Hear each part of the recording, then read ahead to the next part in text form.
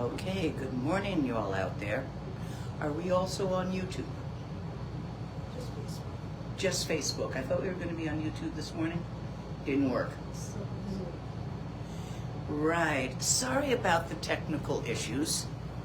If I'm coming to visit you this summer and you wish to broadcast, we need to be in touch a week before I get there so that we can coordinate exactly how that works. Problem being that it's all magic to me, which is any technology you don't understand. So I gotta put my nerd together with your nerd, which didn't happen this time. The non-nerd translated between the two nerds, and of course that doesn't work. Well, you gotta have a nerd somewhere in your center. I mean, everybody's got at least one. You got a nerd in the back there? He's here. Over there.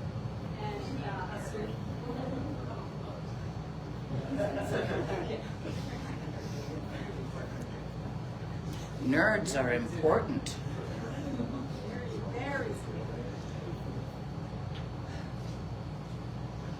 For the sake of all beings. Nerdle, nerdle.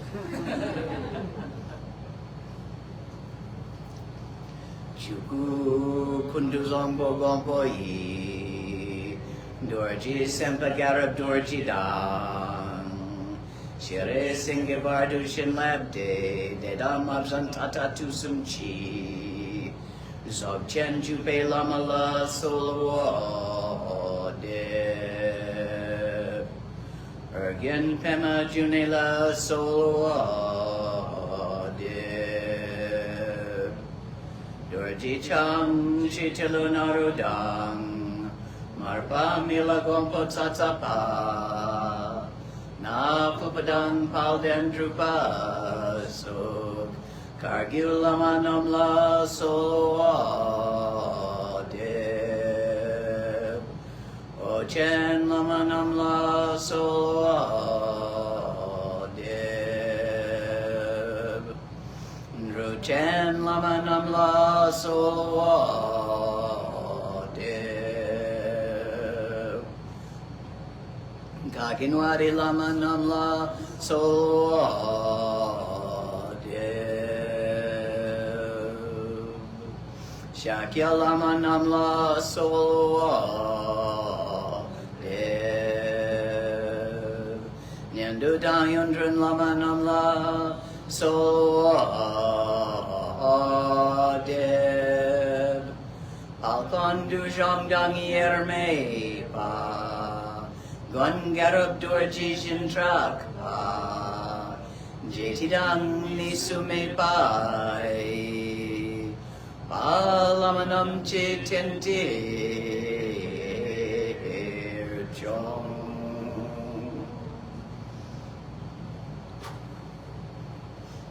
It always comes back to Guru Yoga, which is not about the personality of whoever happens to be sitting there in the role of guru at that time. It's about the lineage.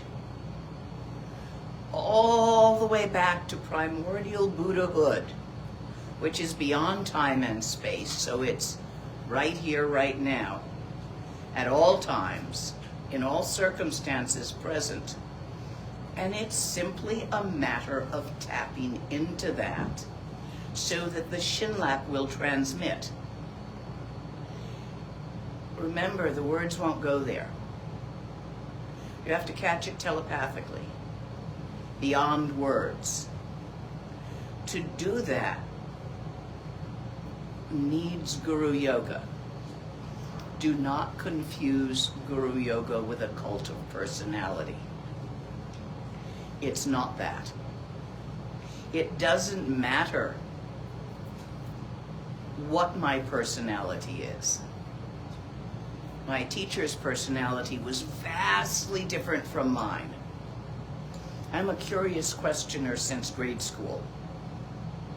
He was a fundamentalist. Liked things to remain properly in their boxes. I bought him a jackalope once, because in Tibetan Dharma it talks about the impossibility of rabbit horns and turtle fur as examples of what cannot exist. So you can imagine how a jackalope, you've seen them, haven't you, would be somewhat alarming. He had to put a pillowcase over it so he could sleep. Do you see how that would be different from what you've seen of my personality? Doesn't matter. You may be fond of the personality. You may be seriously annoyed by the personality. Doesn't matter. You still have to keep. When you change from one set of teachers to another because something is not working for you, it's extremely important that you change for an I reason, not a you reason, or not a them reason. I was not comfortable in that Sangha. Therefore, I went somewhere else. Those of you who are afraid of diversity will not be comfortable in my Sangha, because that happens to be something my personality is exceptionally fond of. And that's why we have translation into so many languages when we can get the tech working. All the translators were planning to be there this afternoon, but we can't get into the site that supports that. So I think this is going to get translated after the fact. But we have translators in every language I can find, every culture I can find, because I happen to really like diversity. Some people don't. Some people are terrified of it. You've seen examples in the news. They would not be happy in my Sangha. They would need to find a different Sangha with a teacher who also didn't like that flavor of diversity. And there are some. From what I remember, Ule, who's a wonderful teacher, who is currently in Tudong, in the final coma before death, which is a very powerful time. If any of you knew him, spend some time meditating with him between now and when his Tudong is finished. But he did not that much, he liked intensity, but as I recall, he was not that fond of diversity. Although I'm not sure of that, because I haven't known him since he stopped being a crook.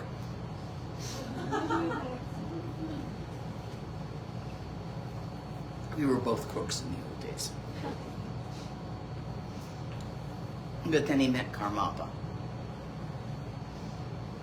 And I had other experiences that led me to get bored with that lifestyle. If any of you have been students of Uli, and any of you out there are Uli Nidal students, take the time now to sit in meditation with him. Put his picture up. Presume you're near him and follow him out into the first bardo of clear light. I haven't heard that his coma has ended. We call Tudong in the West final coma. That is so that it doesn't alarm the natives, because they don't understand how it really works. So it's a final coma. They're still alive. They're just suspended right in there between life and death, so it's coma. You need to train your family to recognize that if you think you might sit Tudong. And when any powerful teacher is in Tudong, sit and practice with them, join them. It's very powerful. I had a request last night to mention this.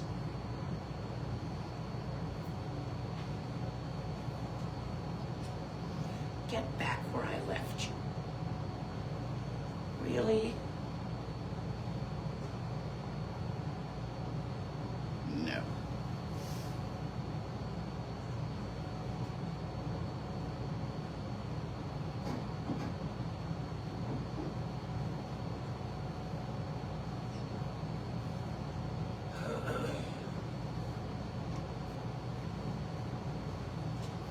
How was your practice last night?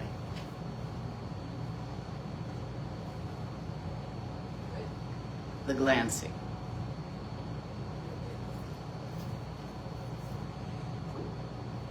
What that does is create an experiential certainty.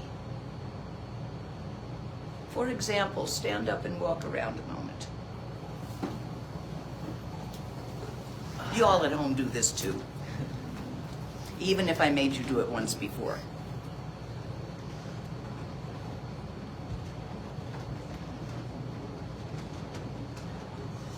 It won't work if you don't.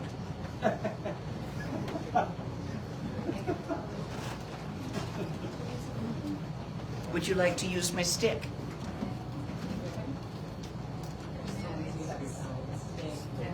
Here, a third leg helps. Go on.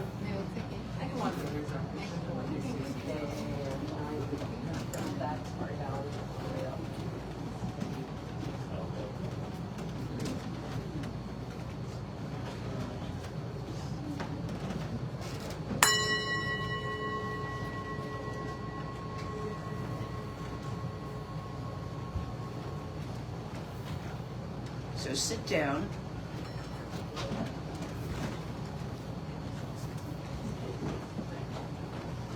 As you walked or are walking, how did you do that? How did you go from one foot to the next? What was the mechanism? How did it work? You picked up a foot, put it in front of the other foot. You leaned forward, causing gravity to pull your foot down. How many of you were thinking about gravity while you were walking? That's because I've got you on it before.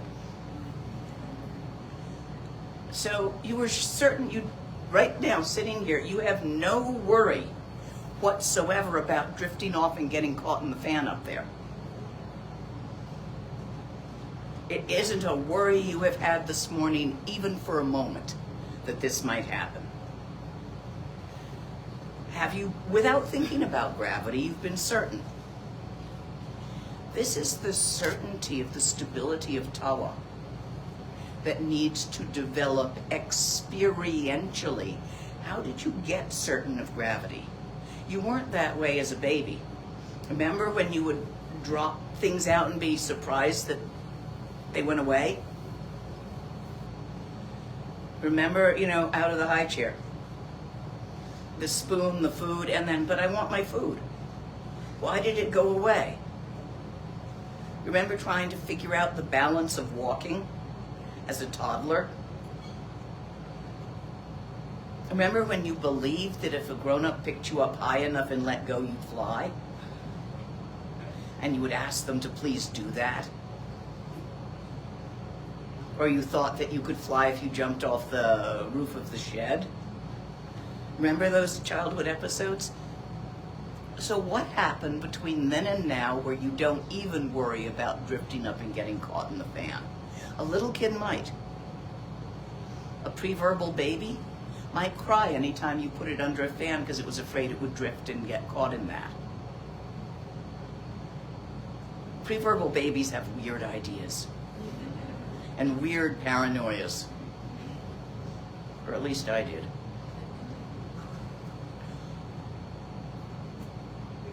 So you may notice.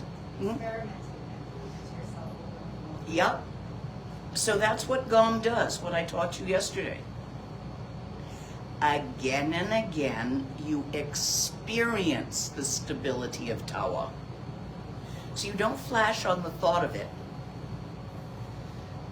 You flash into the experience of it. If you don't do it that way, it won't work. Point one, you've got to see Tawa. That's about the telepathic transmission of the fourth wall, which I've been doing again and again. And then you develop the ability to see Tawa by thinking. That's the transmission of the third wall, where I held up the crystal. The second wall is leading you into the feel of it through poetry. Remember that? Bits I was saying that led you into the feel of it? And the first wong is pacifying your intellect on the subject by answering all your nice intellectual questions so that will leave you alone and let you get on with practice. These are the 4 wongs of Dzogchen, which have been given over the course of this weekend and will probably get repeated ad infinitum over the rest of today. We break it down into 3 words so you can remember it. Homo sapiens remember 3 things. It's 1, 2, 3, many, on many simple tribes that haven't gotten a complexity going yet. 1, 2, 3, many. 1, tawa. 2, repetition of the feeling of tawa, like you repeated the feeling of gravity. Experiential repetition. 4, certainty. You can't make sopa happen. Sopa is the certainty that arises from Gom, Tawa, Gompa, Sopa, 3 words in Tibetan. Sopa is the certainty of the stability of Tawa that arises from repeated experience.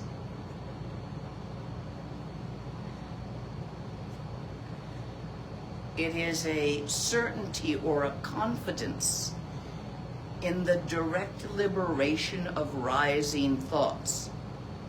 You see, pick a thought, any thought. Hold that thought.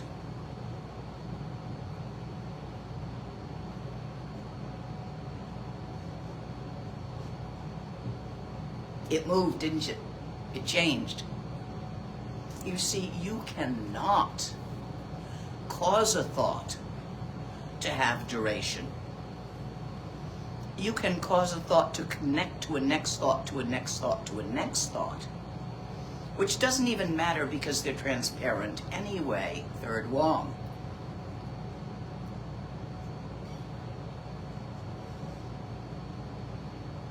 Yes, you can use a water glass. Tibetans didn't have water glasses.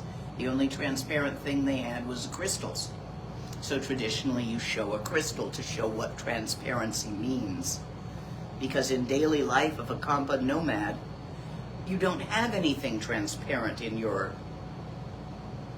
bag life. You have pottery, wood, and metal. You also don't know what stairs are, or bathrooms, if you're a Kampa nomad. And you can't see photos. They look like splotches of color to you. You can't decipher them with your eyes. That's a learned ability. When I first got to the Tibetans, they hadn't been out from Tibet that long. If they wanted to see a photo, they'd roll up a tube of paper, cover one eye, and look through the tube at it. And then it just looked like looking through a tube. You know, you look through the tube like this, it's one-dimensional. You look at the photo, it's one-dimensional, but you have to not be able to see its surroundings.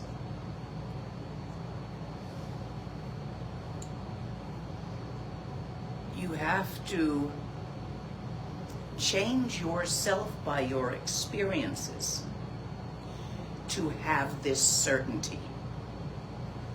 And that, to the best of my knowledge, no, I won't say that's the only way. That's the easiest way. It is said that by driving yourself mad with Madhyamika philosophy intellectually over the course of 12 or 13 years, it will also happen.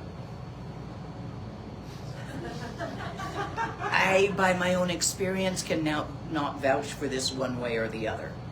I only studied Madhyamika for 3 years. Maybe.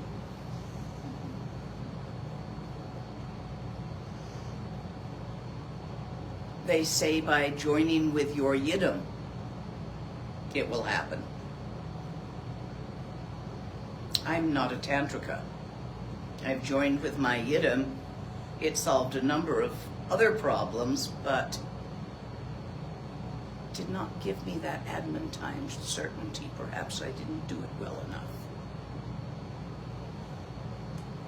In my experience, this works. But guys, you gotta really do it. How many times since I saw you yesterday did you check to see if your mind was still there?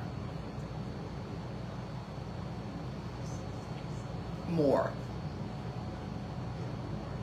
More. It has to become... Do you have any bad habits that you do during the day, like, picking at something or scratching? Every time you pick your nose, check and see. Hang it on something. Bad habits will do. The wristband is supposed to help. Eventually the letters wear off. Eventually it deteriorates. And then I come through another year and give you another one. And when I eventually run out, I either find something else to give you or have more made. But these are light to carry. Luggage is a hassle.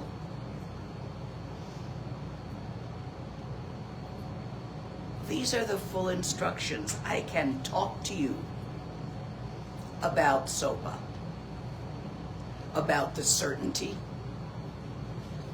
the spontaneous action of non-action, but there are no instructions there. It arises. Certainty arises as a result of experience. You personally, you the person, yeah, you too, are a clump of experiences. There's nobody inhabiting the clump. There's just a clump. Intellectually, you probably know this from generally reading of Buddhism. So, you're a clump of experiences. Experiences are made out of physical sensations arising from karma, which you then interpret according to your habit of interpreting them. You know how some people will be victims? They will interpret what happens as victims. Other people basically just feel in control, and they will interpret what happens as they somehow caused it. Other people who I knew a young monk who was chronically happy. No, seriously, I mean, he had polio, he had a limp, they threw him out of the monastery for being handicapped, because Buddhist laws say you don't allow handicapped people to become monks. All this shit happened to him, and he's happy. Quite impressive. And somehow each of these things he interpreted as to his advantage. He got thrown out of the monastery, so he went to a cave and made retreat. How wonderful. He might not have gotten up off his ass and done that if that hadn't happened. He had polio, which helped him to escape from China through thises and that, causes and effects. So how wonderful.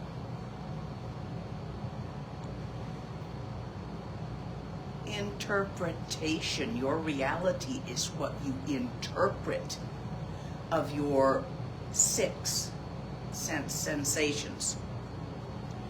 You have feelings about what's happening to you. Happy, sad, fear, other things. But those feelings are not about what happened. It's about your interpretation of what happened.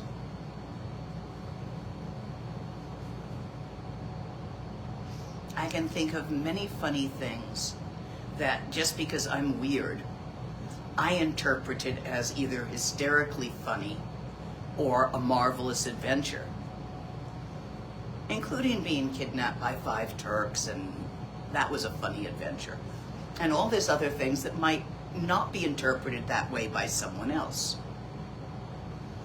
Oh, the Turks were funny. Hitchhiking in Germany. Picked up by a car full of Turks. Took a ride, and they said they were going to go sell me in Istanbul. That's 3 days away. Not a chance. So we're going along, and, we stop for gas. I say, I gotta pee. I get out of the car. I go hide behind the Hausfrau running the gas station, big German woman. I said, help me, those guys are trying to kidnap me. She's like, what are you boys doing? Oh, nothing, ma'am. And they got back in the car. Got back out on the freeway. Okay, what's next? But you see how that was how I interpreted it, as a funny experience? Someone else might not consider that a funny experience. They might be traumatized. They might not have been certain that in 3 days, of course, you can get away. So it's not really going to be a problem, and I was headed south anyway, so I got a ride. Interpretation of it while it's happening is what you have feelings about. So my feelings was kind of amusing adventure, amusement, and kind of a wee. That was one of the tamer ones.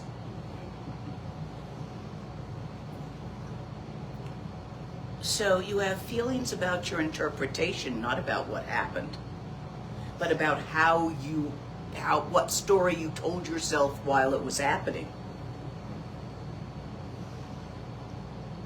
And this group of 3, sensation, thought, and feeling, together create a perception.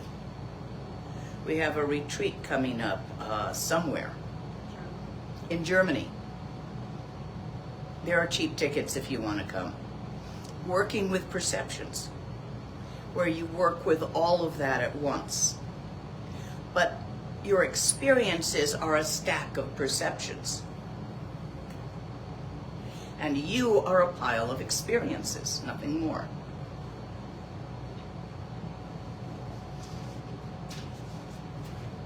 And you will interpret things according to the stories you have always told yourself habitually.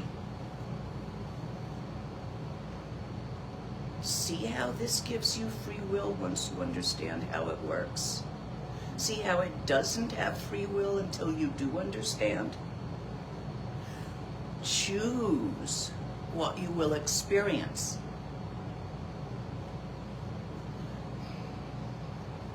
So if enlightenment is what you want, is what you're in pursuit of, choose to experience tawa repeatedly until this certainty develops naturally. That's really all you have to do. It's utterly simple. And you know how long you've known this and haven't done it?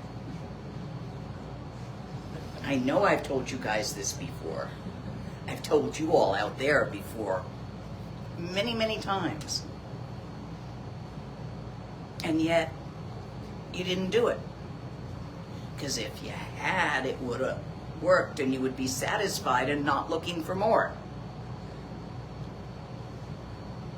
So, the biggest recommendation I can give you is what Milarepa said to Gampopa when they separated.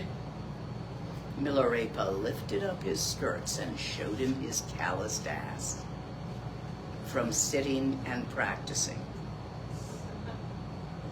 And you merge your practice by this method with everyday life, so you do not need to give up your vices by rejecting them. You can continue to enjoy them as you wish, as long as you keep glancing again and again and again.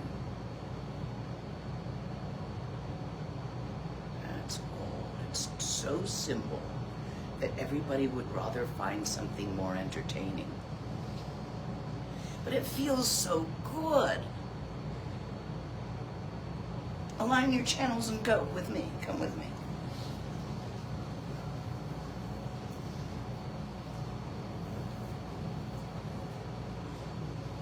Settle the chi because we've been active, so that one in-breath through the nose and slow out through the mouth just settles it in the channels.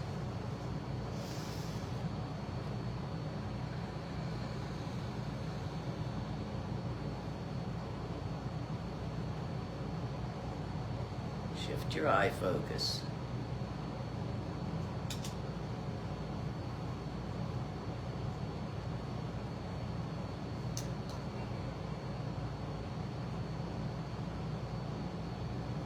Open wide and relax your attention into Tawa as Tawa being Tawa, recognizing Tawa, perceiving Tawa as Tawa, seeing Tawa.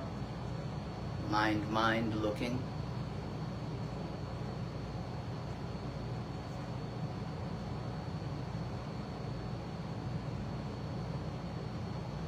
Sem is not separate from Semni.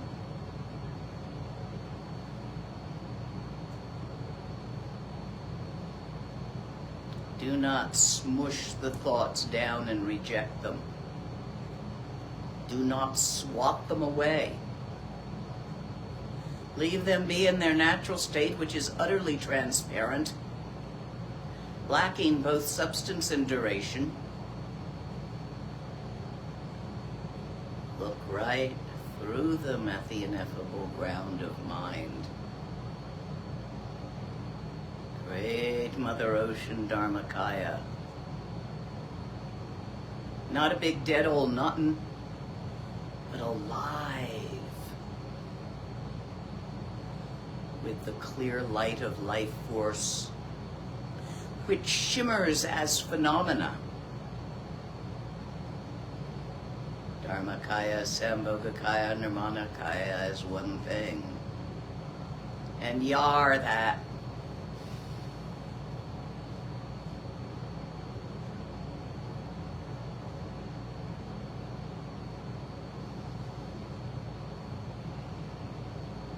See, all you have to do is shift into this. At first, you will need to pause to do it.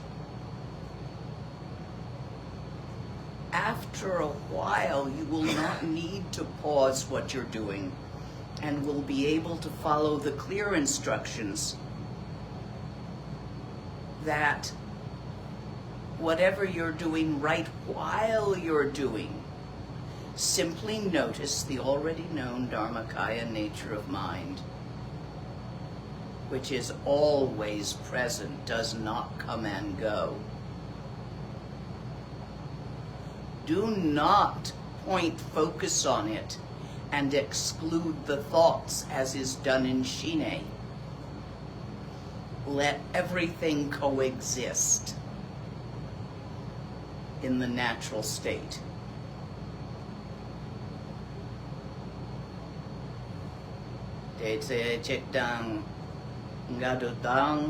At that point, whether attachment or aversion, whether you are experiencing happiness or sorrow, all momentary thoughts, each and every one, lopor namtok malupa,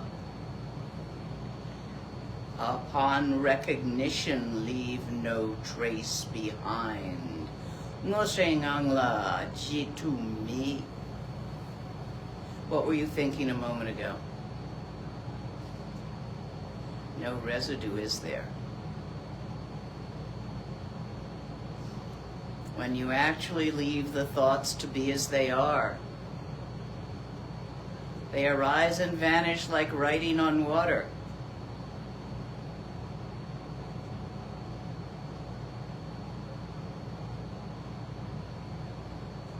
No mark is left.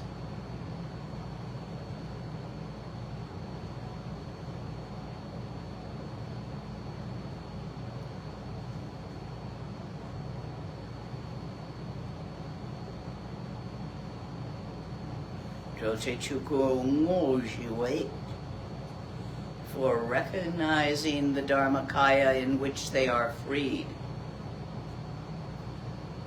This is a state of not rejecting the thoughts, feelings, sensations, but of not grasping or following them either.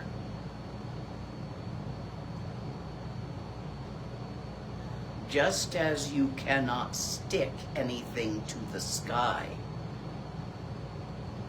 nor does it require any pillars of support to hold it up. In that way, Tawa, Dharmakaya nature of mind, your own innate true nature, the vastness of mind itself, requires neither support, nor can it be bothered, nor will it bother the thinking. So it is perfectly capable, perfectly possible, and this will happen to you for periods of time, periodically, and then wear off because it's an experience. But periodically you will be able to see the thoughts, the world, the doings, and to be quite involved in a doing while resting in awareness of Dharmakaya nature of mind. No, you haven't gotten enlightened, you're having a selva nyam. Enjoy it while it lasts and let it condition you into open awareness. But do not grab the experience of the moment. Pranachui rimojin, just as riding on water, rangsharangdro gyuchime, arising and liberation become natural and continuous. Do not grab the first time you find a continuity here, where you find yourself resting in natural mind for a day or two or a week or two. Do not seek to maintain that. If the most beautiful butterfly were to land in your hand, what would happen if you grabbed? Don't grab it. Let it arise and dissipate as a mood, as it will. Let confusion arise as wisdom, and let wisdom arise as confusion, without grasping one and rejecting the other.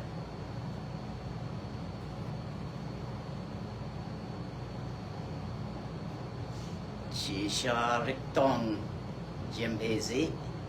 And whatever arises is the natural food of the bare awareness.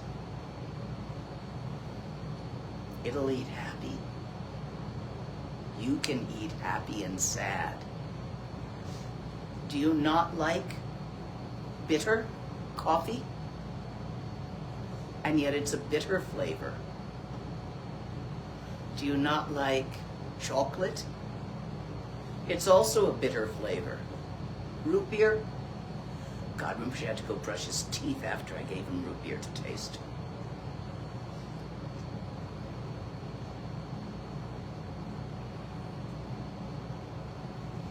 That's okay, he got me back on that one.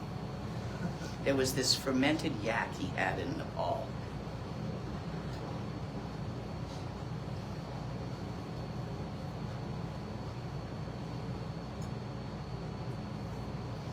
Whatever stirs in the mind, be it thoughts, feelings, or sensations of the six sense organs, which generally occur all together as a clump called a perception. So all your perceptions, by this definition of perception, whatever occurs in the mind is the inner power of Dharmakaya King. I will give you an analogy. It's the only way to point.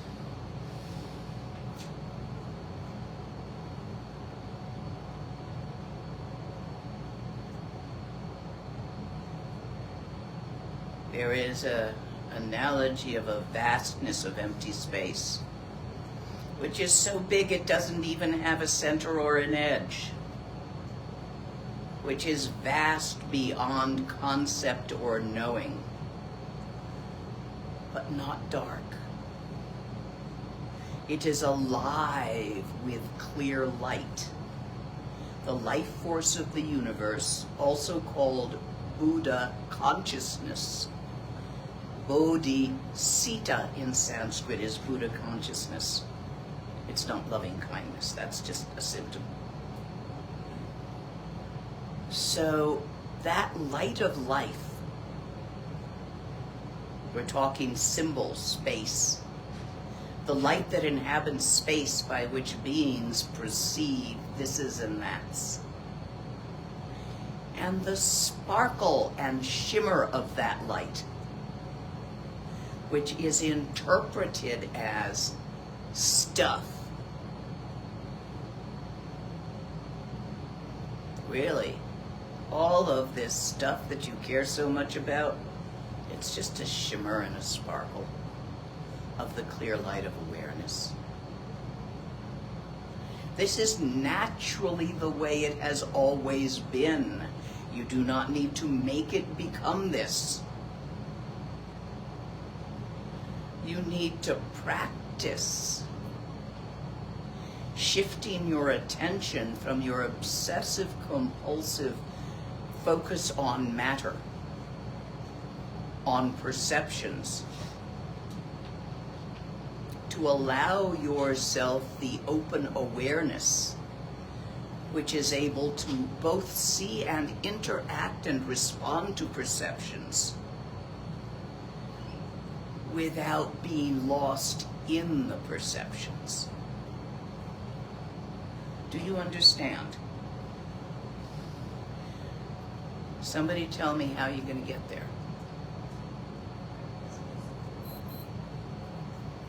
Milarepa's naked ass.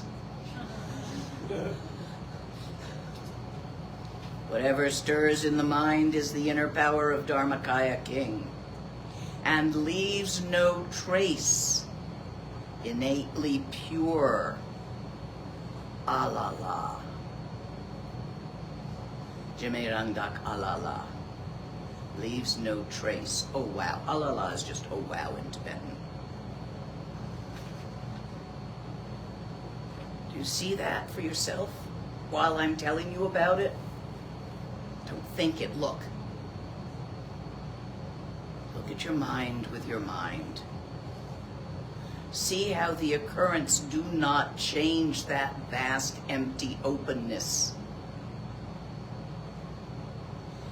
They do not affect the life force. Only the sparkle has color and shape. And you put that color and shape there. According to your karma, there are only certain wavelengths you can see. There are many things that reflect light outside of the wavelengths you can see. And you can't see them, they're invisible. And they're all over the place. There are wavelengths you can't hear. If you listen to a whale song, you don't hear much of it unless they bring it down into the wavelengths you can hear in the recording studio, and then it's extremely complex. So by the karma of being a Homo sapien, there are things you can't see. And then, due to your habit patterns and what you believe is possible, there are things you can't see. Did I ever tell you all about the time I was invisible? It was kind of a hoot. Rinpoche and I went to visit one of his old friends from the monastery, who was maybe 10, 15 years older than him, so he was the age I am now. Very sweet Lama. And he invited Rinpoche and I to lunch. And we went and had lunch, and he had a couple of his movers and shakers with us, like those guys, and Jan. And so we're eating lunch, and at one point I asked the old Lama to pass me the salt in Tibetan, and I speak with the accent of his homeland. Ignores me. So I asked one of the other guys in English to pass the salt, and he does. I think, okay, he might be hard of hearing, or he's just totally involved. He and Rinpoche are having this intense conversation between them, which is mostly about whatever happened to so-and-so. You know, and I'm occasionally, not translating the details, but telling the guys what they're talking about. Yeah, there's this other old friend, and they're talking about what became of him and what he did, and the statue he built up in Tibet, and then what happened, and this guy had done his 3-year retreat in Solpema, part of it in one of the caves I've lived in. But he didn't quite seem to notice me. Finally, after lunch, I decided to go for a walk. And Rinpoche and the Lama decided to take a nap. So I went to take my leave of the nice Lama. And I came in to see him, and I was talking to him in his language, and I know he understood me, or should have. It's his dialect. It's a very specific Kampa dialect. You know, and I said, thank you, I'm gonna take a walk, and you know, that's fine. He says, okay, oh, that's fine, dear, where are you from? In English.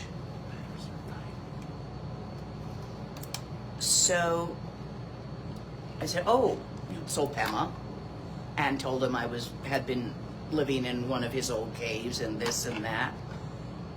And he looked at me, and it's like, obviously his eyes couldn't quite focus. And he said, oh, is that in California, dear? And I wanted to go out and have a cigarette. So I said, yes, it is. And I went out and had my smoke and, you know, wandered around, had a cup of coffee. I didn't want to take a nap because it's too hard to wake up.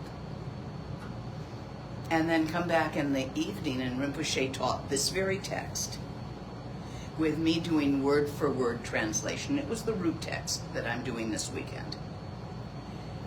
And I was doing simultaneous translation, word for word.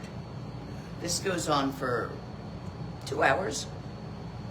At the end, we're getting ready to leave, headed out to where the car is parked. We're not spending the night at the Gompa.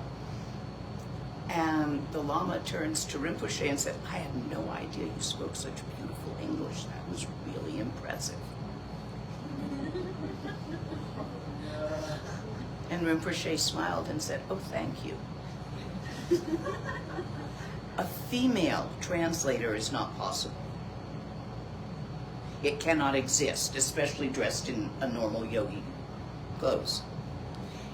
From where he came from, that would be like unicorns. You pretend you didn't see it even if you did, because it'll bother people and they won't believe you. So Rinpoche and I are looking at each other with a giggle as we're leaving, and all of a sudden we get to the parking lot. He stops dead and he looks up and says, holy Tibetan, holy shit, get a load of that. And I look up and there's just this nothing. I say, what, Rinpoche, what? And he looks at me with this, oh, you too, huh?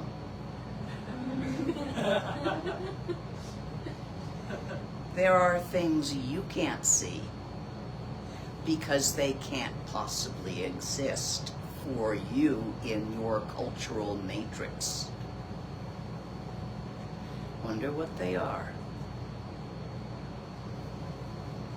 You can't go to and see the edge of the earth because you're too busy believing it's round.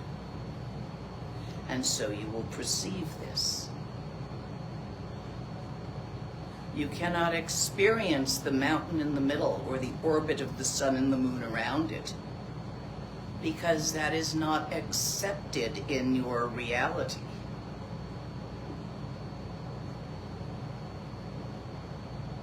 What other assumptions are you holding tightly? Whatever they are, bring them up, bring one up, a belief that you adamantly believe. Check on Tawa.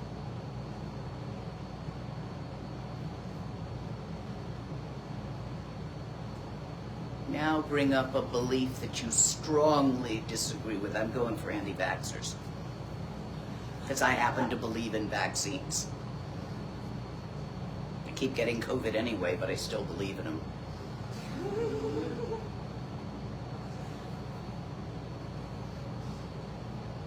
Check on Tawa.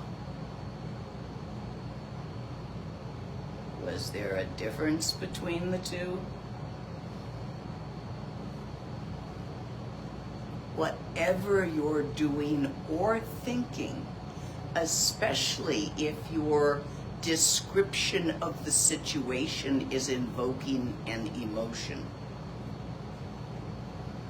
check on Tawa.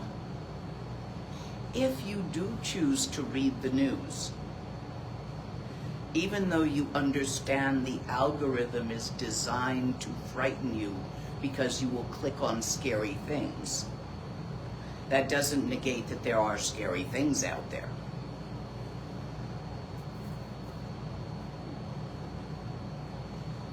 Right while you do that, check on Tawa.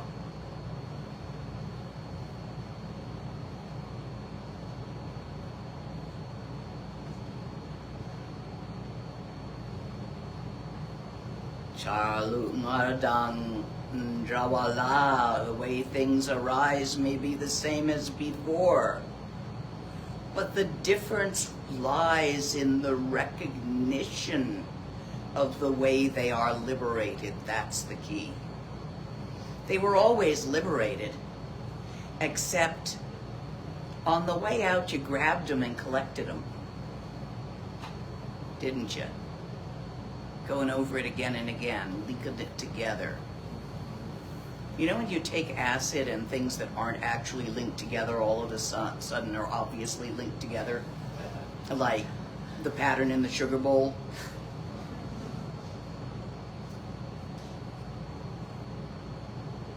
Instead of linking them talk, when you take enough acid, nothing links.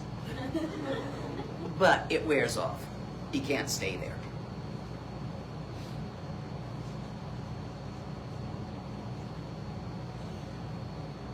The way you recognize their liberation, they don't liberate differently. You recognize the liberation differently, and in the recognition, there is no trace. Because nothing is grabbed. What you have to realize is the grabbing is an action. So it's a matter of refraining from an action rather than adding something. Here, look at Tawa again. Have some thoughts. You see how they vanish right after you think them if you don't, like, stick them together? They do that naturally. However, most of us have a habit of, after we think the thought, of reifying the thought, of solidifying it. That is an action. By looking at Tawa while thinking, you will develop a habit that will help you, I won't say refrain, that's too active, that will show you the unnecessariness of that action, so that you will be able to naturally allow the thoughts to release themselves in a natural way and not have to grab onto them out of desperation for an explanation of something. Did that make sense, those words?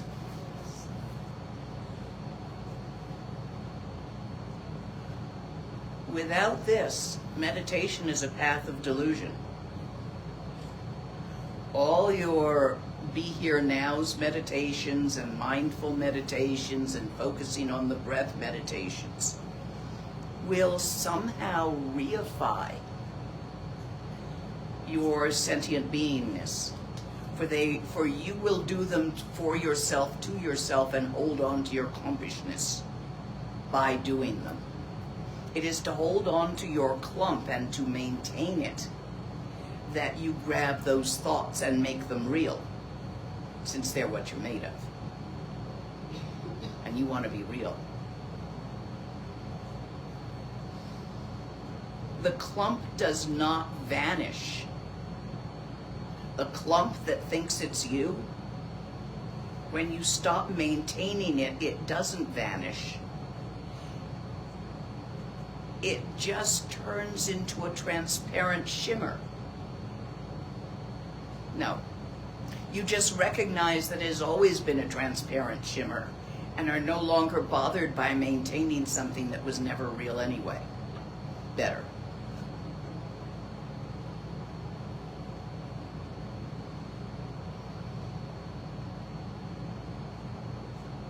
Enlightenment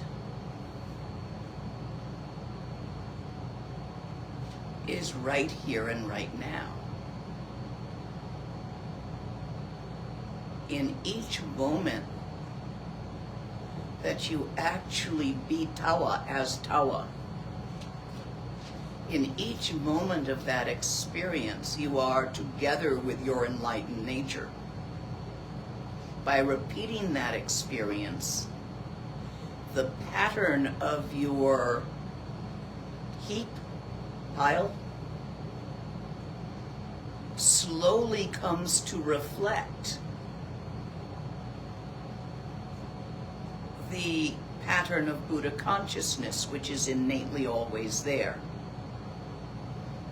When the heap has come to reflect that, it is possible for you to notice more easily that there is no difference between the Buddha consciousness and the heapishness. There never was, but it's hard to see until you get them to reflect similarly.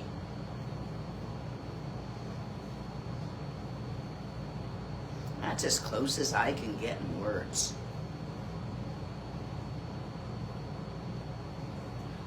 With this, Diden Magom Chuku Nang,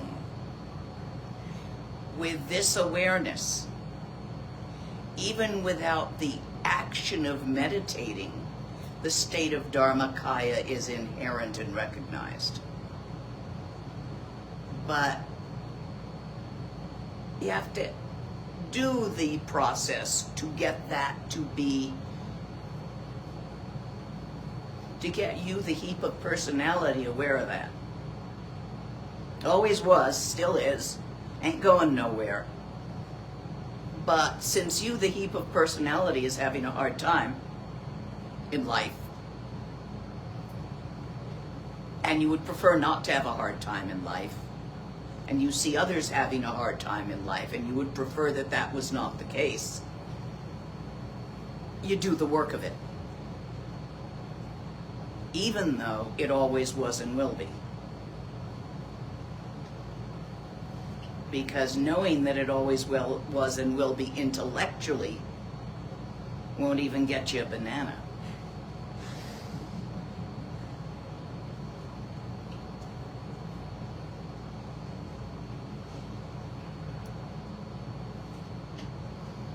Dendro tuku chawa tene sumpo o.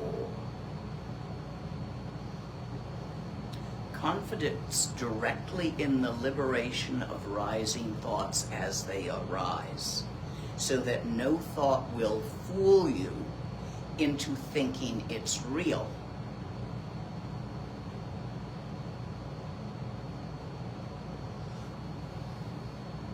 That's the third vital point.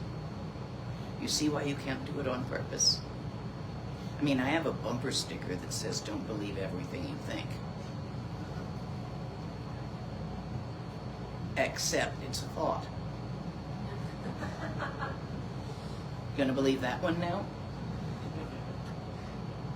You're just going to make layers thinking at it.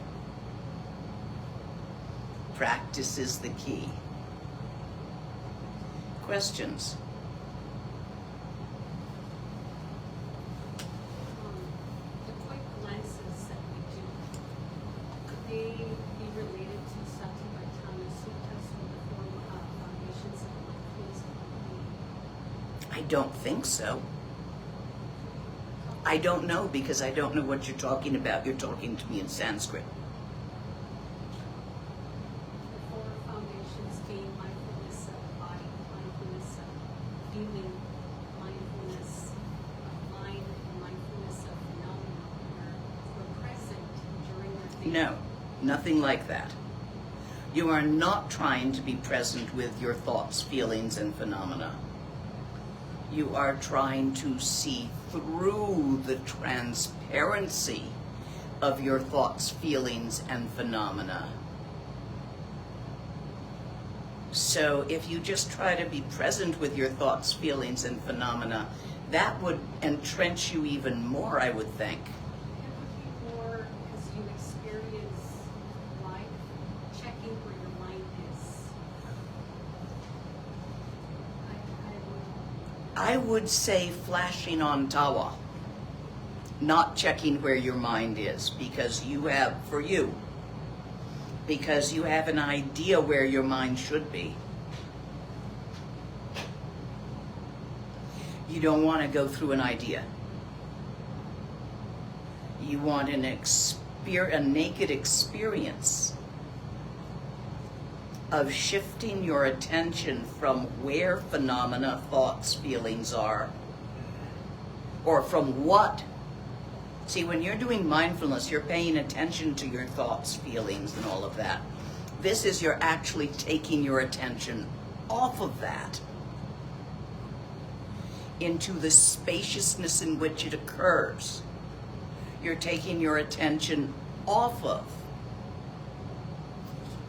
the four mindfulnesses into a spaciousness in which it occurs. So if you keep your attention on the four mindfulnesses, you won't find that spaciousness.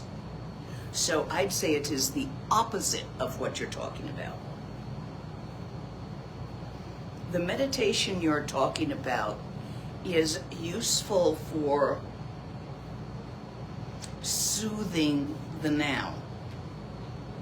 So are Band-Aids. Other questions? Thank you, Brittany. I would like to picture myself while going to work and to plan for a project. Plan for a project, any kind of project. I know that this is a practice of inclusion, but eventually trying to see the transparency of the thoughts. How does that work? You get good at seeing the transparency of the thoughts on the cushion so that it's easy. You just do it on the cushion until it gets easy. Once it's easy, then you'll be at work working on a project and you'll just go, and you'll go back to your project. But you can't do that quickly until you make it easy by doing it on the cushion. This is why I'm recommending short sessions, but multiple ones a day. Maybe your morning session is the longest because that's when you have time. Or if you've got kids, your evening session after they're in bed might be the longest. And the others are quick 5-minuters. And, generally most toilets are such that you can get yourself into alignment on them. And there's a little door to close for privacy. So you do have the opportunity at work. Here in the West, do not try this in India. So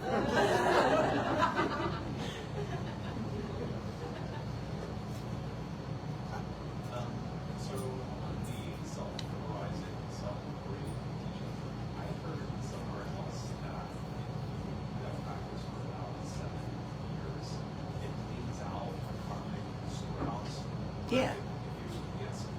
There's no set amount of time. Okay. This is called allowing the display to complete itself. That's cleaning out your karmic storehouse. Try it and see. You really have to be doing it at all times and on all occasions, because otherwise you're just building more karma with what you say and what you think and what you do and what you grasp after.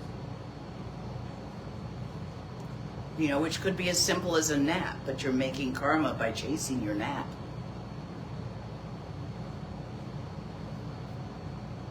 Try it and see.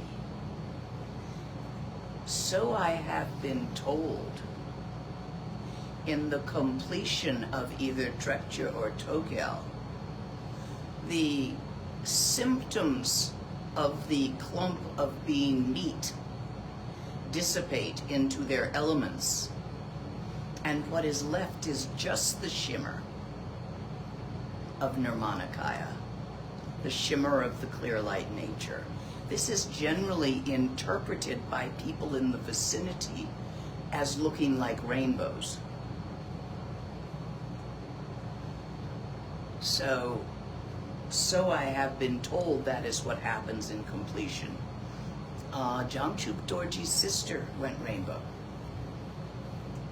Jangchub Dorje did not, for whatever reason. Sometimes, you see, going rainbow, turning into rainbows, is an occurrence that happens among many people. It's not singular, it's not dependent on the teacher. The students in the area need to be in the position to perceive that, while the teacher is in the position to do that, or to permit that. At which point that experience occurs among many. If I was just invisible for being a female translator, female yogi translator, can you imagine how invisible Rainbow Body would be even if I did? Bet you wouldn't see it. You'd see meat. Because that is unimaginable to you. I'd have to go off into the wilds of Tibet or be up in my cave where it's perfectly imaginable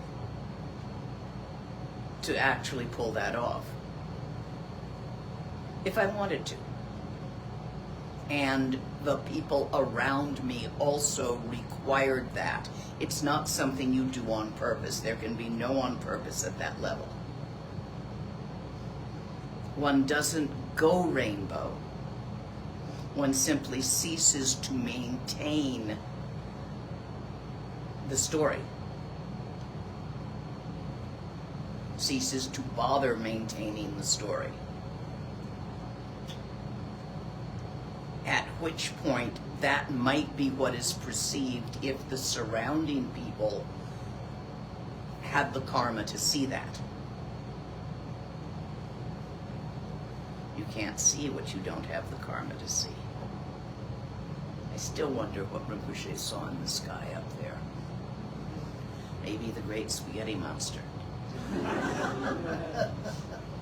Yes, they're back.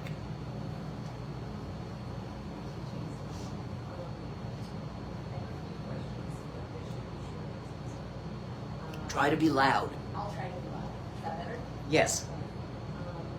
I'm actually going back to something that we said on Friday, so forgive me if I'm misquoting you. But something along the lines of just following instructions and don't hang around people who don't like you too much. Something like that. And I just wonder if you can speak more on that. Don't spend too much time around people who bother you. What if it's hard to get out of that? Like, say it's someone in your family or someone you support. You can support them without giving them too much time.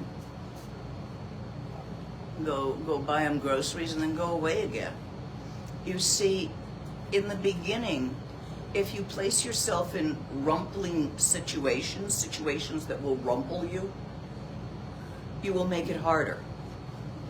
people that bother you in the beginning will make it harder. In the end, yes, everyone should have a, a Burmese pool boy. Oh, there's a story about a Lama who had the most obnoxious, was it Burmese or something, pool boy who treated him terribly. And the Lama kept him around because it was a teaching every time they interacted. But that's not in the beginning. Yeah. That's later.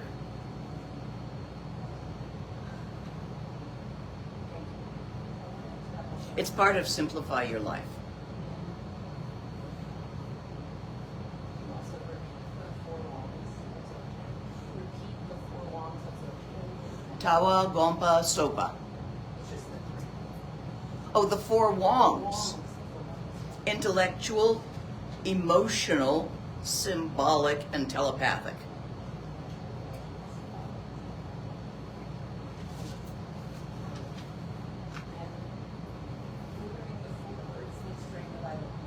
What? The name of the text is the Oh, three words that strike the heart. The 4 Wongs or something else. Okay, yes. So we're learning the 4 words. You're learning the 3 words. Yes. And my last question for you is,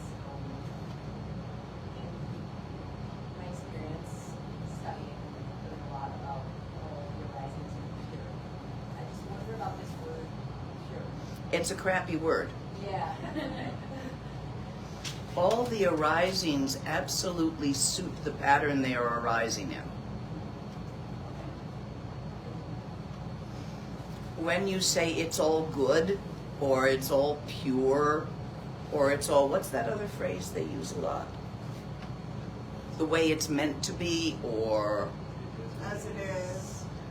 no, there's another phrase, it's all perfect. No, it's not. Look at what's happening to people around you, especially here in a border town.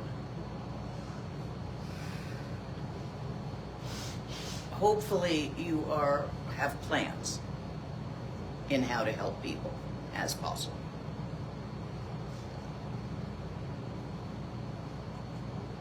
So you can't say it's perfect because we have ideas of what perfect means, and it's not that. What it is the pattern is impeccable. That's what is meant.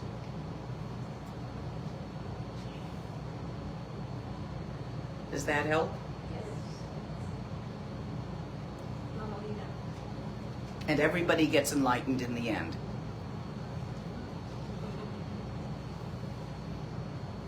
The pillars that we've been taught about supporting our practice, meditation, conduct, all of those merits. With this practice, if you recognize directly Tawa, those are necessary as well. True. However, they may be necessary in order for you to have had the karma to walk in here and be introduced to Tawa. And they may be necessary in order for you to have the time.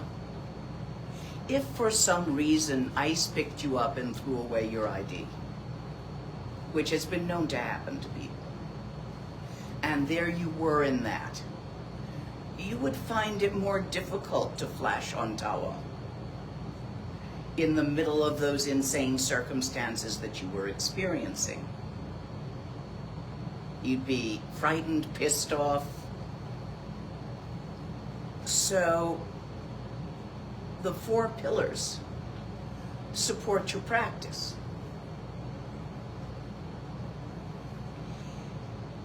It is much better to practice in the results of good karma, or much more enjoyable, than it is to practice in the results of bad karma. Gewa, sometimes translated as virtue, but it's got nothing to do with pleasing God or virginity or anything like that. Gewa is anything that causes open-minded, open-heartedness in your mandala. Digpa is anything that causes constriction and stress in your mandala. If you are very constricted and stressed, you will by habit create more constriction and stress. Look at a few examples in our world. They're very stressed, very constricted, and spreading it as fast as they can. So the looseness of Gewa really does help you practice. It's one of your pillars. Different ways of creating Gewa. Circumambulating, being generous, offering incense at a shrine, walking around holy places, however you want to do it. But the more you toss into the mandala, the more relaxed you get, as do the people around you. And the more relaxed you are, the easier it is to relax the orifice of your attention into Tawa rather than try to get point focus on something. So you need that relaxation, which is the result of Gewa. And the way you get it is spreading Gewa as fast and as well as you can. So without getting into numbers and the exact Buddhist way of saying it, spread Gewa. Toss it out, toss it around. Anything you can do to take stress off another person, or an animal, or a bug. By doing so, you spread Gewa, which helps you and all those around you to relax. And since the ultimate state of enlightenment is simply the total relaxation of the muscles you use to maintain your existence as an illusory entity.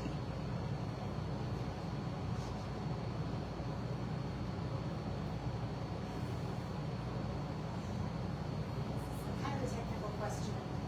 Speaking about relaxing the muscles, specifically in the eyes, this might just be something that I'm doing wrong, but for me, when I do that, and then especially if I use the to like pop myself out into momentarily, I'll realize that my eyes have been crossing, or rather unsynced with each Yeah. other, and my brain is seeing like two different images just for a moment. That's okay.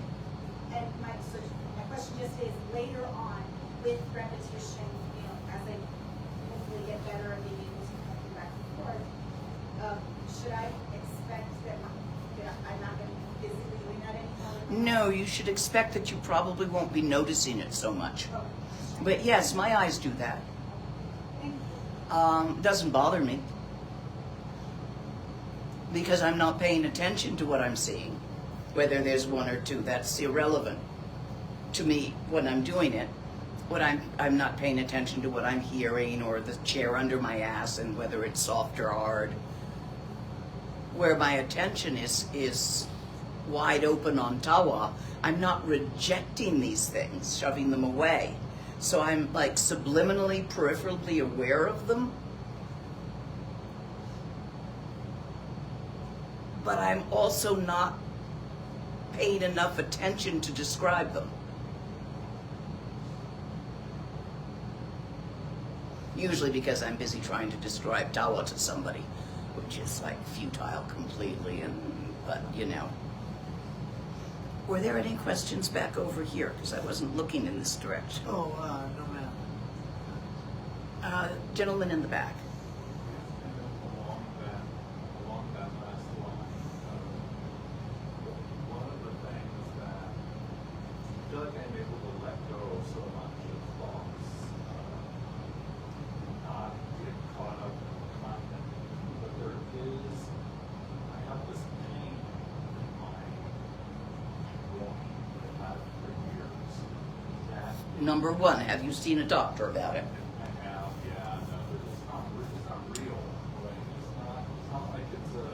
There's no physical cause, you mean? There is a physical cause, but it's not like it's not a detrimental, not a A chronic pain is detrimental to the person experiencing it. It doesn't matter if there's whatever doctor told you it's fine to just be in pain was probably talking through their hat. Check with another one. But it's not. I mean, the pain is constant and slight. But that most of the people, my massage therapist, they've just said that this is a tension in my a connection of a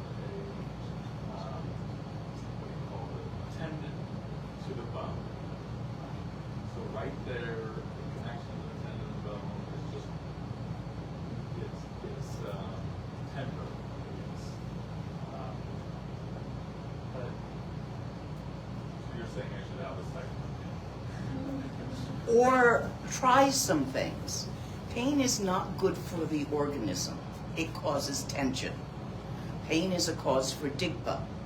Sometimes it's inevitable, but in general, until you reach a point in your practice where you can separate pain from hurt, it is counterproductive. What's Pain is a sensation. Hurt is your opinion of the sensation. It's the thought that lays on the sensation. Because I've been thinking about this a lot. Have you tried, like, before you sit to meditate, put a hot pack on it? A rice sock? Alternate heat and cold? Rub it with diclofenac gel or ibuprofen gel?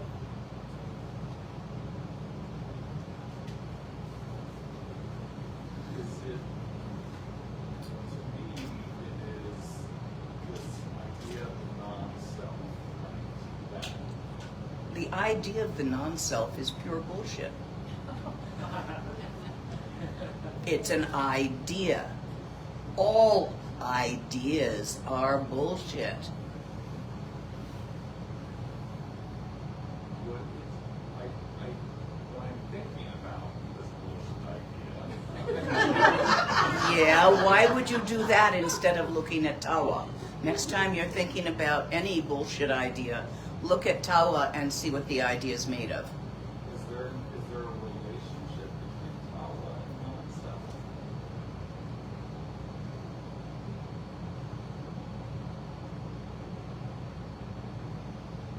Didn't I talk to you about the heap and the pile and how the pile was constructed out of phenomena and how you were the pile?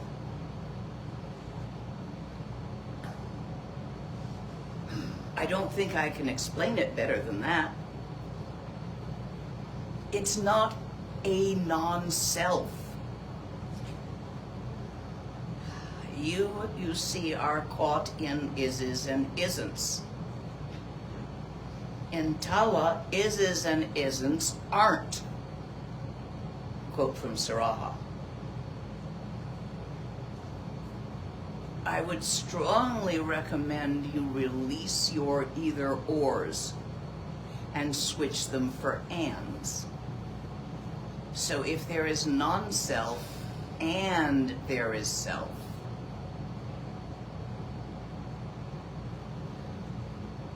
all the ands. We have a habit of thinking in off and ons. If it's this, it's not that. This is basic algebraic thinking. If A equals B and B equals C, A will equal C and C will then also equal A. This is not true in reality. It's only true in algebra. Algebra has a nice set of rules that always work the same. Loved the stuff as a kid because I could trust it. It didn't wiggle.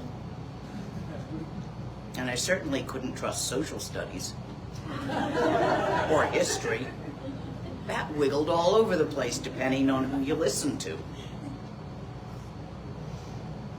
So, do not think algebra works in real life.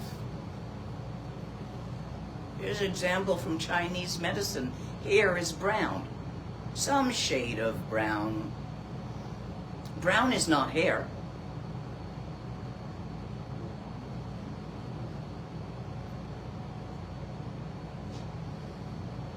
A equals B, B does not equal A. Which you have to learn to practice Chinese medicine because the interconnections are not always linear. They're spiraled, fractal even. Other questions before I go on to finish? I haven't heard much from you yet. You know, you were speaking about briefly not paying attention to and paying attention to. And say my sister is quote unquote alcoholic and she is suffering, so she is lonely and she's, if she doesn't change, you know, the structure can maintain itself, she'll die. Yes. Okay, so Even if she changes, she'll die.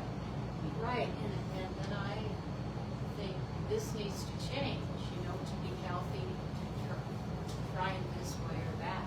And how can I be in relationship better? Love her as she is, without judgment or placing your goals upon her. It is possible that she would rather be drunk than live long. She has the right. If you wish to spend time with her, always let it be the first drink. Drunks are quite pleasant for the first 2 drinks. Then it's time to leave because they get sloppy or maudlin or something. Unless they're lamas, then you get the weird teachings from them. Boy, did I get some weird teachings in the Chung houses from the lamas. Yeah, suffering, how, you know, that feeling you have about suffering and other suffering. But you think what would make her happy is what would make you happy. To be healthy and live long. That's what you want. It might not be what she wants. It might be that she wishes to be mildly intoxicated from now until the end, whenever that happens, and that's what will make her happy. So be very careful about placing, about those, it's a British concept, white man's burden, you know? Yeah, don't do that.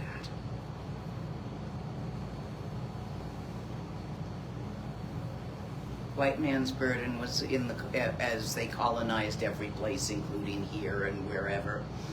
They felt it was their burden to civilize us darkies. Well, you see how well that went. Because they wanted to give them what they wanted, not what the people wanted, but what the British wanted, which killed a lot of people because it was counter-survival to the climate. Do you think that this all is made, that there's a kind of a sorrow in everything? Like if it's There is a sorrow and a joy, and they are equal. The turds balance the flowers balance the turds. That has been my impression throughout the time-space continuum. In any given place or time, there may be many more turds than flowers, or more flowers than turds. We had a lot of flowers back in the 60s and 70s. Making progress, fixing problems. And then, oops. So, I think in the fullness of time, they're about evenly balanced. And the fullness of space, which includes all the planets everywhere. It's bigger than you think it is. Does that? You may be in a place of sorrow right now. I believe right now the general miasma of this culture is a high level of stress and somewhat freaked out. Some people like that. They ride it. It's a kink. How would we relieve the sorrow of God? The sorrow of God. what God? What, Ooh. whatever, what you're just talking about, the everything. How would we do that? But by following the instructions I gave you this weekend. Thank you. The only way I know of is through the enlightenment of all beings, which is itself, enlightenment is release from sorrow. But you will probably by accident create more Digpa than Gewa without what this practice can give you, without the balance of it. You'll stir shit, but it might be the wrong shit. I mean, you wonder, was Luigi's action Gewa or Digpa?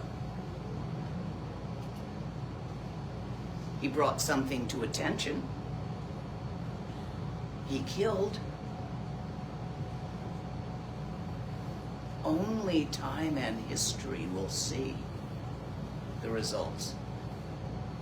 And he probably did it out of the motivation of being just seriously pissed off, which is a Digpa motivation. But we don't know what will come of it. Maybe somebody will change something. Don't hold your breath.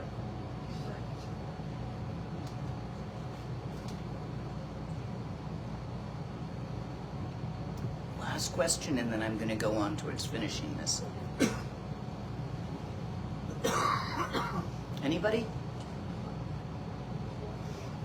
Yes, go ahead. I wanted to clarify on the usage of PEG. Do we always have to use it, or only when the thought pattern is too intense? Because I tried to practice with PEG, and it was hard because I would have to kind of stop what I'm doing, gather my thoughts, and be like, okay, now I'm gonna do PEG. No, you don't do it that way. You got to sneak up on yourself. But it's hard if you. Yes, it's hard, so you practice it until you're good at it.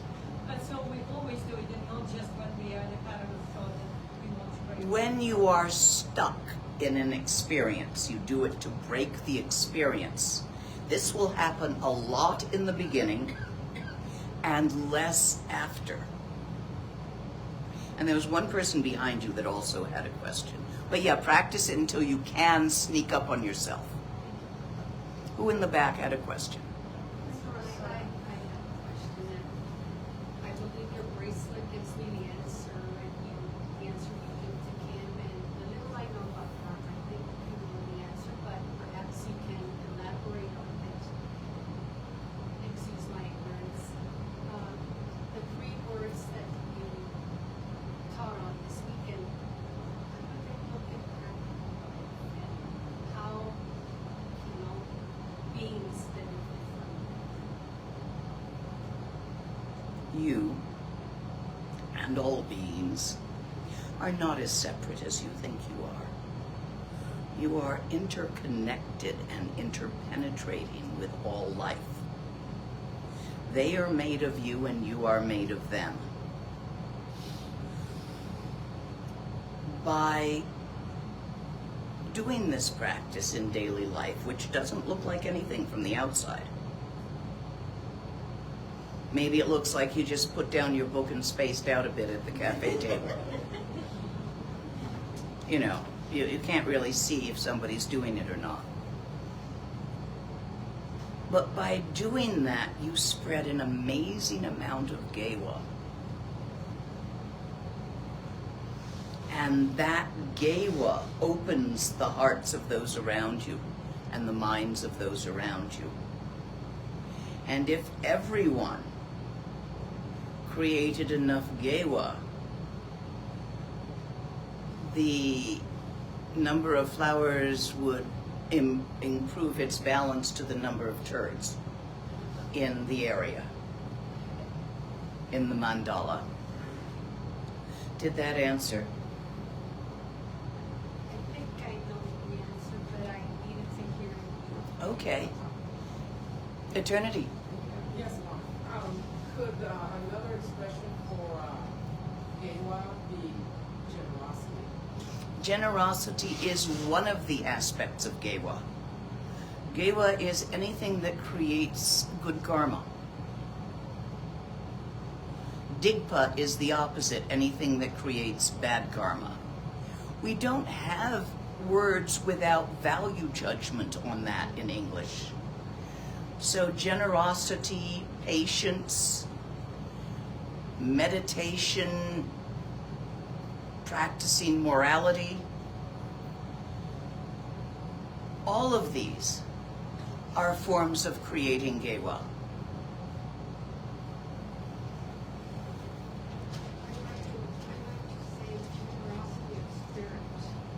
Generosity of body, speech, and mind. Generosity of mind is really important, like with your sister. What I was telling you about there was what we call generosity of mind. What she needs. She gets to choose what she wants. You don't get to choose what you want for her.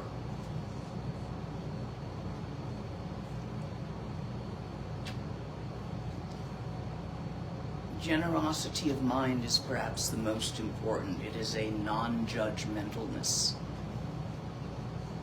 which is difficult because although there may be rules you choose to live by, you don't disparage others for choosing different rules. For example, I know Westerners well enough to know that they're really fucked up around sex. So I don't sleep with Western students. They make messes around it. However, I sleep with Tibetan students. Why not? They're not all fucked up around it.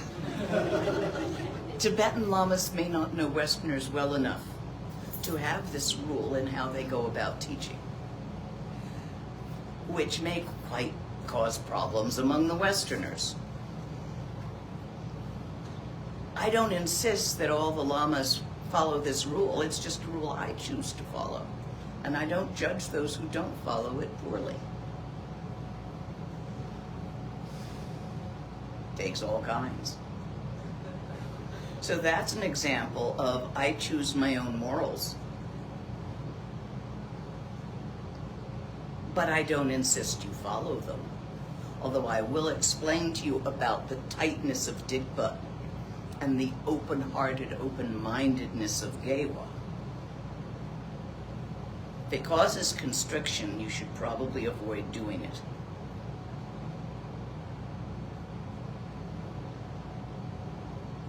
Gewa and Digpa are fairly important to understand without value judgments.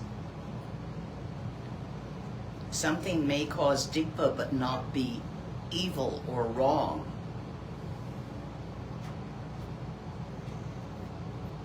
So keep an open mind there. Would it be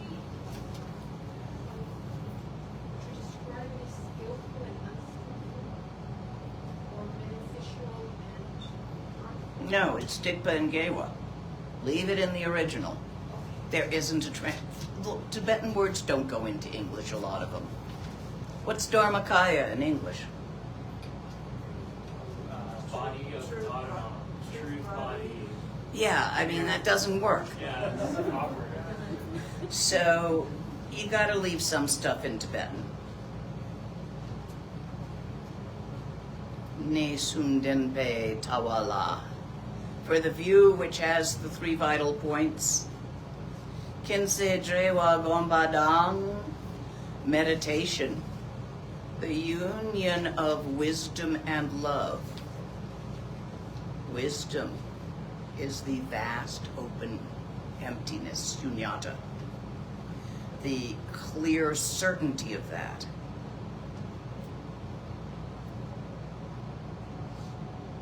Love is bodhisattva, Buddha consciousness, the clear light nature, the vitality of that. You cannot separate the aliveness from the openness. Meditation is to recognize that union. So you don't reject the sparkle of the clear light, which is your thoughts, feelings, and perceptions. But you do not wallow in them either. You recognize inherent wisdom at all times and on all occasions, whatever you're doing while you're doing it. Flash on tawa, check and see, become certain by your own experience that it's always there and never goes away, without squishing, suppressing, or rejecting the shimmer of vitality, which is the manifestation of thoughts, feelings, and sensations, also called perceptions if you want to use one word for it. Did that happen in the Tibetan Book of the Dead? The shimmering, like across the horizon? Yes. What happened First after bardo. that? Well, that depends. That's where you sit Tudong. The final coma that Uli's in, that's the first bardo.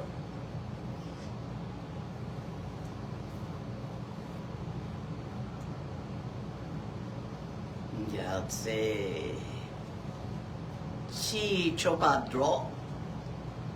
It's accompanied by the action common to all bodhisattvas. The more you rest in tawa, the more you become certain of tawa, the less you will anxiously strive for minor will-o'-the-wisps. The less you strive for minor will-o'-the-wisps, the more you will relax. Relax enough and you will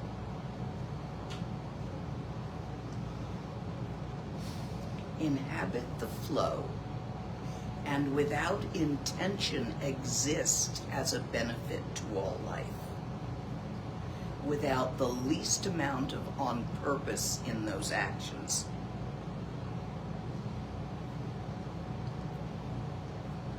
Please say more in there, with the least amount of on purpose in those actions. In the flow, which is an advanced Dzogchen thing. You're not ready for that yet, but I'll tell you about it.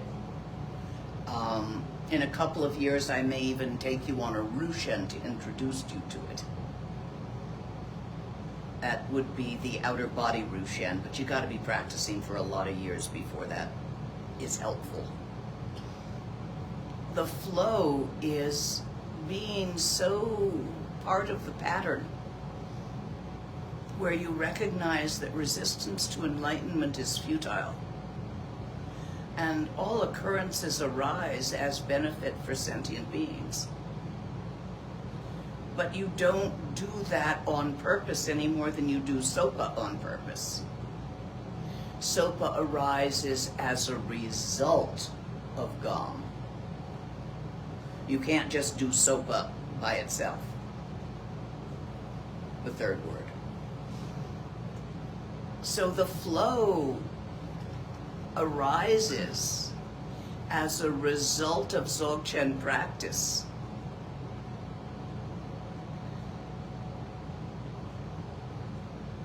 in such a way as to benefit all beings. It's not a set of actions you do by rote because it said in the text you do this, this, and this. It's not a kind of conduct. It arises as a result of SOPA. And it's beautiful.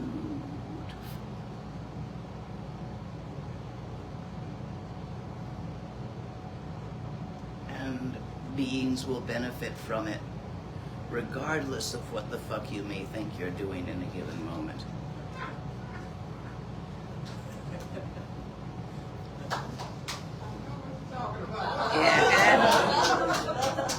Thank you.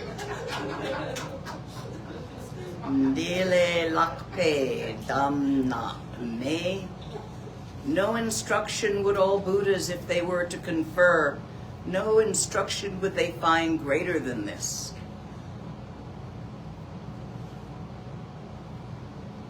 Riksal Choku Chertonju, brought out as a treasure from the depth of transcendental insight, arising spontaneously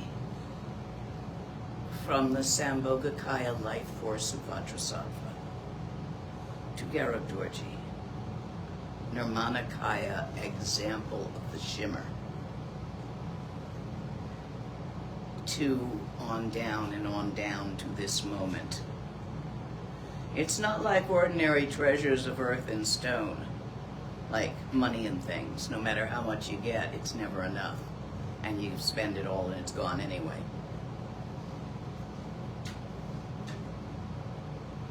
Garab Dorje Yalchemi. The final testament of Garab Dorje. Remember I told you he gave it in a circular rainbow? He wasn't wearing meat when he gave this. And yet everyone saw him because of the mixed karma of those who were there at that time, the level of their practice, combined with the way the flow went, that occurrence was able to occur. No, Garab Dorje didn't do it on purpose. The people around him didn't say, we're going to do a ceremony and make this happen. The confluence of energies were such that it occurred this way. Flow. This is the essence of the wisdom mind of the three transmissions. It is entrusted to my heart disciples, sealed to be secret. It is self-secret. I could shout it from the rooftops. It is not held secret by the teacher, because it is about a man's own true nature. How could you hold a man's own true nature secret from himself by your choice? That would be a constriction. Digba. It is secret because it takes a lot of times of hearing this before it goes in. Like hundreds and hundreds for me. You may be better practitioners than me and you may get it faster, but for me, it was, I'm sure I was over 1,000 by the time it started going in. And it was running through my channels because I'm simultaneously transmitting, and yet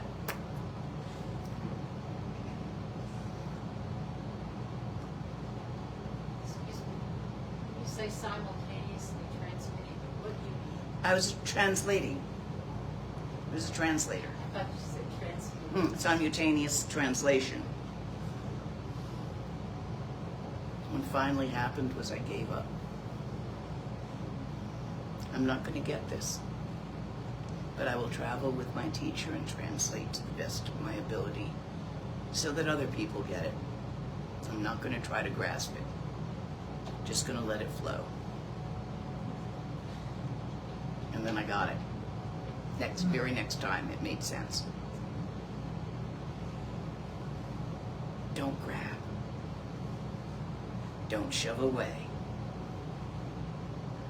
Relax. It's on your bracelet.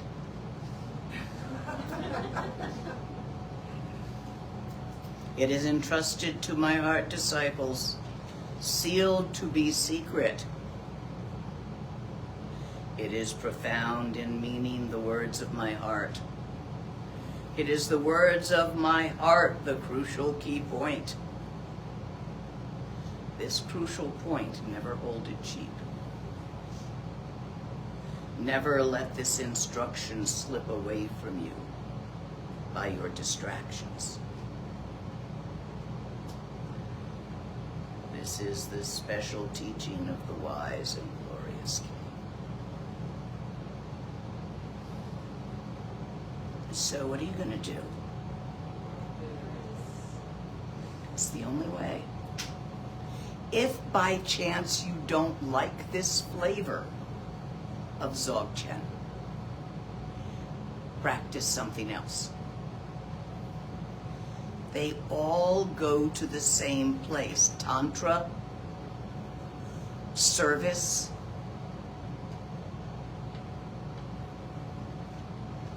K-Rim, Dzogrim, Mahamudra, Lamrim, they all, Nundro, they all go to the same place. The key point is that you need to practice the one you love.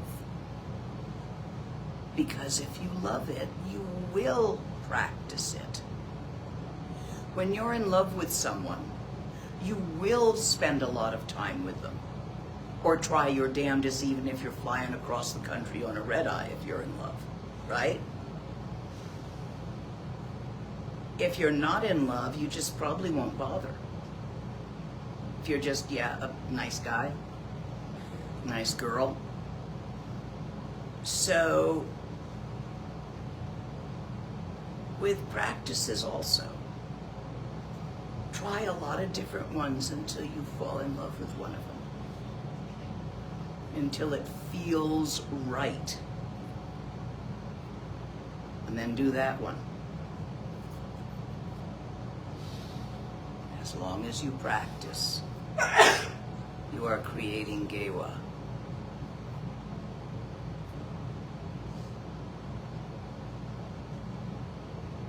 And we need more flowers and less turds around here. Gewandi Nyor Duda Che Che Sala Go Ashu. I think we are complete for today, and I didn't run over by too much. I'm going to finish here. I'll see you guys in the next thing that we actually succeed in telecasting somewhere.